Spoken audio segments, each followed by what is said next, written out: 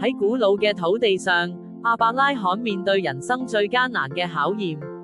上帝竟然要佢獻上獨生子以撒，呢個係一個挑戰人性極限嘅命令，但佢憑住對神嘅絕對信心，默默踏上旅程。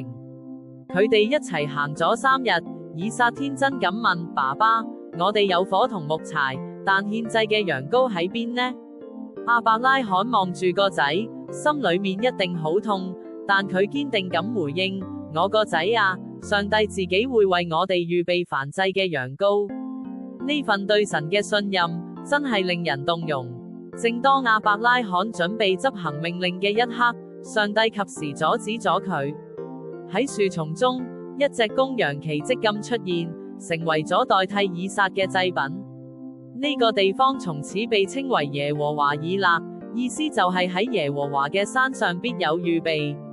創世記22:14分提醒我哋，當我哋將最深沉嘅愛同信任交託俾神，他早已喺我哋未開口前，就為我哋預備好一切恩典。